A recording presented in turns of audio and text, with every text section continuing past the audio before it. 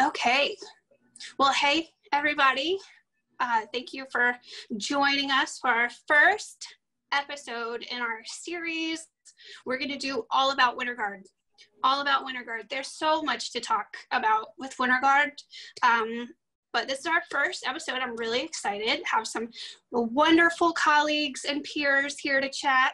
Our first episode, we're going to kind of talk about Winter Guard from a band director's perspective, things band directors might have questions about, things band directors might need to know, because I thought that'd be a great place to start. There's a lot of people out there who probably want to start Winter Guard but have lots of questions. So let's just do some brief introductions first. I'm Jessica Hinkel. I'm the CFO / communications person for Marching Bandworks. I'm the one that you email and ask questions. I've done Color Guard and Winter Guard for a long time from different perspectives myself, as a member, as an instructor, as a director, as someone who's married to a band director. So yeah, lots of information about Winter Guard.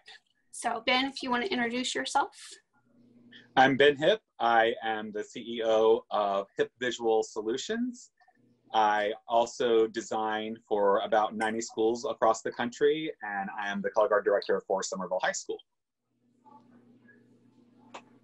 Tom, you want to introduce yourself? Thank you, Ben. Sure. Yeah, I'm Tom Padgett. I'm the band director at Knoll High School. And Riley? I'm Riley Padgett. I'm the band director at Hampton High School in Greenville, South Carolina. Awesome. Thank you. So let's just kind of jump in. These gentlemen are not just directors and band directors. They have involvement in our circuit here in South Carolina and North Carolina, and are committed to their Winter Guard activities. So I just thought, we talk about how does a band get started with a Winter Guard? What would you tell a band director they need to do to start a Winter Guard? Anybody want to jump in? I'll let you jump in. I think the first thing you need to do would be to gauge the interest of the students, because I think without the student interest level and commitment, you are going to struggle throughout the year. Now, I think that once that initial interest level is there, I think it's a lot easier to continue to build that interest over time, but you definitely need to make sure that initial interest exists. Yeah, that's awesome.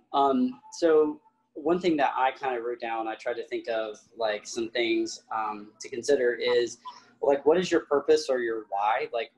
You want to think about why do you want to have the winter program if you've never had one before. And I think when you start there, you'll be able to answer a lot of other questions that may come along throughout the season. So be sure that when you're starting a winter program, it's not necessarily an afterthought or look at it as something extra. You don't want to approach it with the mindset of it's something else to do, because that kind of serves a disservice to the students in your program and then also to yourself at the end of the day. And so just be sure that the why has a clear vision for what you want to accomplish with your program. Very related to Tom's finding the why is also figuring out the why not from previous years. So chances are, if you're asking yourself this question, you probably haven't been in your position for 20 years. You may be new to the school setting, or you may have new circumstances with the students. So figure out why hasn't a Winter Guard or a winter ensemble in general sprung up in previous years, and learn from previous mistakes or understand previous fears before you embark on asking your administration, your school board, and your community for help. I think those are all good. I mean, I've been in programs both ways. I mean, I've worked with programs that had really established Winter Guards, and then other ones that this is like a brand new venture for them.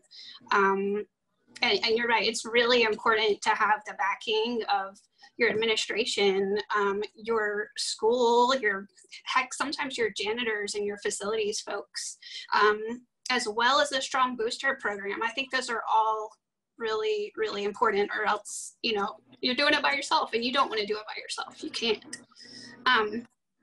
Okay, so talking about time, I mean, I know that band directors have way too many things on their plate.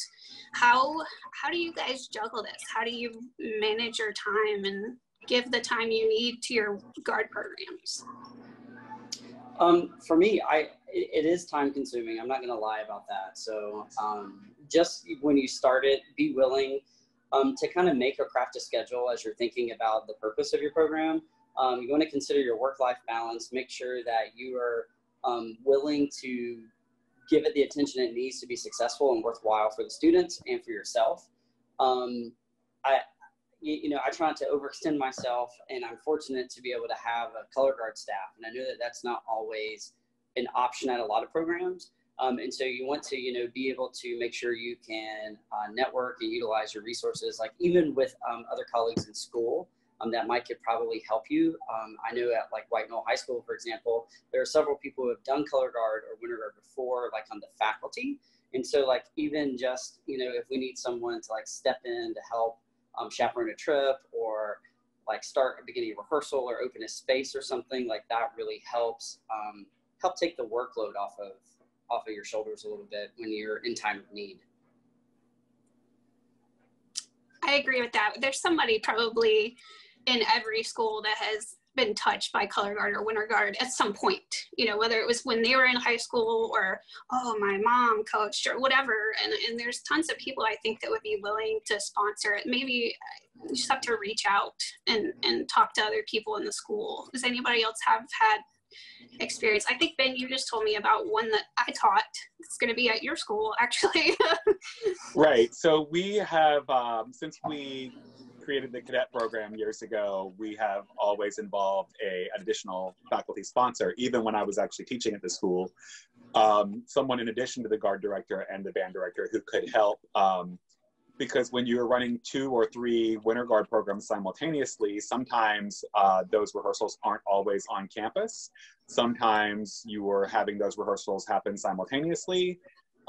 Sometimes you have color guards who, if you have 2 or 3, they may be, the kids need to be in 2 different places at once, and you've got to be able to have the staff to kind of, I always use the phrase, divide and conquer.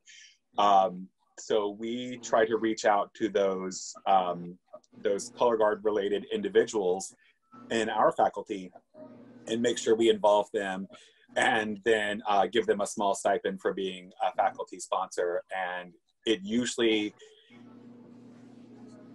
actually, it really helps the kids throughout the school day. They know that if they can't locate me or one of the band directors, that they have another faculty member that they can go to, that they're used to, that they can trust. It also helps, especially those first day of school jitters, when you have those incoming freshmen, they have a place that they know is kind of safe. We do ILT at Somerville and in Dorchester too. And those kids also kind of spend time with those faculty sponsors during ILT as a good place to know that they can go to their rooms and have a quiet space to study. So like, I'm just going to piggyback on that. As you're talking about, relationship building, like that's super important, especially in the high school. I know that we are really focused on that, students with teachers, and it also gives a chance to build positive relationships between you and other colleagues at your school. And so I think that's like really important, and also part of it to make it, more than just something that lives inside your classroom or your band room.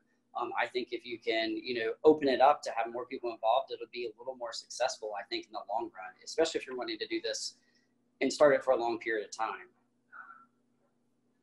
Absolutely. I always wanted to tell my kids that, this was more than about spinning flags or doing shows or going to competitions. It was about the culture and the family we created. And there's so many things happening in kids' lives and high school and middle school. They need a good place. They need a good outlet. They need their safe place. And I always told my kids that's what we were. We were their safe place. We were their home. And we built each other up. As there's so many people out there tearing each other down. Anyway, on a tangent. But Riley, did you have anything to add on that? Well, I sort of have, I don't want to say the opposite situation, but a very different situation than Somerville and White Knoll do, wherein we rehearse at the school with our one ensemble, and it's me and a color guard instructor. So my way to manage my time in that situation, which I think is going to be relatively common, is to block that out for myself as work time. Fortunately and unfortunately, I'm not involved with teaching the color guard, but I have to be present. So that I can block out that time where I know I've got to be here anyway. I may as well be productive. Put my phone in the desk drawer and get to work on the things I've been neglecting. Right. And there's like band directors have so many outside duties, whether it's, working on financial purchase order things or creating itineraries and schedules, or heck, just picking out music, or reaching out to clinicians you guys want to work with. So I know there's a lot of extra time involved for directors. You talked about having a color guard instructor. Talk to me about how each of you go about finding people to staff your team, people to teach your team, and what's worked for you. I can jump in first if you want. Okay. So like for me, as a band director, you want to, obviously every school district is different in what they expect for your process to be. I usually approach it like it would be for any other official position. So you kind of want to have a little bit of an application process. You want to advertise like what you're trying to fill, and be sure that within that, you want to be sure you're specific with what are the job duties requirements, what are the hours, and then just, ask them to submit a resume. You can kind of, go through there and see who has performing experience, who has like prior teaching experience, just like you would for any other position at the school that you're trying to find someone to staff. And then from there, I take my top couple ones, try to interview them. I also want to introduce them to administration and then also go through background checks. So that way, they're passed and cleared through HR and they're able to be on campus. I usually try to get them a little ID so that way when they're on campus, they're not constantly questioned about, hey, why are you here? Who are you? Yeah. They can say like, oh, I teach the color guard, I'm on staff. Just going through that and making them feel like they're a part of not just your band program or your guard program, but also a part of the school culture, because essentially they are. You're going to ask them to be leading them and teaching the kids. So that's like super important in my opinion, that they know who the people are that make the decisions, like your principals, your secretaries. And that late in the evening or in the afternoon, even, some of the housekeepers on the grounds, like they need to know, who they are, who's in the building.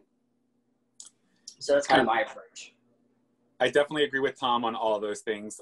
Another big thing that I implement into our hiring process is I want you to come out to a couple of rehearsals, especially if you're a younger staff member, and see how you interact with the kids, see how you interact with the rest of the staff, see what your willingness is to jump in and give some feedback to some students in a group teaching situation, because more often than not, that's what anybody with a staff is doing, and it's kind of pointless for your staff members to all sit there while one person teaches. But, again, the phrase divide and conquer, you have to be able to work together. So if one person is the lead, then everybody else has to be in a tech role at that point, and like to see how that person fits into your ensemble dynamic. Oh, that's, really important. I like that add-on there. Then especially about like seeing how they interact not only with your students, but also your other staff members. Like that's important too. Mm-hmm. When I would hire staff members, I would do that. I would ask them to come in and kind of visit in a rehearsal. And I kind of compared it to like trying on a pair of new shoes, see how they fit, see how they felt, walk around in them. It was really important. And I also tried to grow kind of a culture in my members, so that they would want to come back and work with us. You've trained those kids, you've taught those kids, they know your system. I know Ben and I have talked about this. And it's really great to have those kids after they graduate want to come back and work with you. They're invested in your program. They know your system. They know your approaches. And that's been really successful in my experience several times. I agree. That's another big thing we look at is we tend to look at the pool of applicants, but a lot of our applicants tend to be alumni, and especially at Somerville, that program has existed for so long now. I mean, we were looking at things the other day and we were like, oh my gosh, the program's been around for more than 20 years, the Winter Guard program alone. So we were able to kind of look at things and go, you know, we really do have this great base of alumni that we can draw from. And we try to create that culture where the kids do want to come back and hopefully give back to the program later on when they have the opportunity. No, that's great. Riley, how do you feel? Riley, I know you're kind of creating that culture there at your school. How is that? What are you finding works and doesn't work for you there?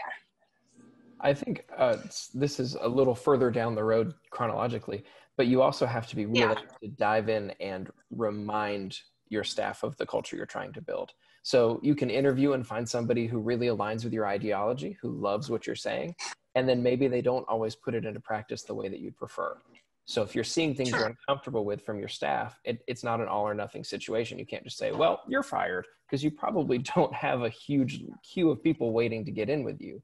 Rather, you need to work with that person and work to get closer to what you hope for them. And then also, just not to touch on a pet peeve, but you got to be willing to pay. If you yourself wouldn't go take on a bunch of responsibility with smelly teenagers for the amount of money that you're offering, why should anyone else?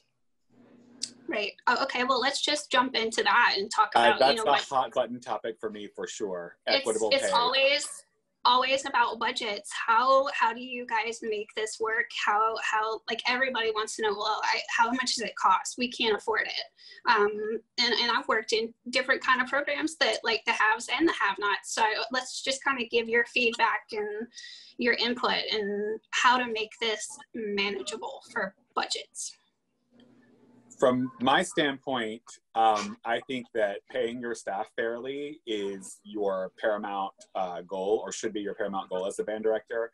Do not worry about costumes and flags and floors and taping your poles special colors and all of those things that everybody wants to work on and everybody wants to get into the details of and to elevate that one program for that one semester for fall or winter. Don't get into those details until you can pay your staff fairly. Like pay your staff fairly your primary, and then your circuit dues, taking care of the things that you have to do to get on the floor. And then if that means you have to recycle costumes from the fall and flags from the fall, then guess what? Chances are most of the people you're competing against haven't seen those items anyway. So there's no shame in doing a little recycling if it means paying the staff fairly. Agreed.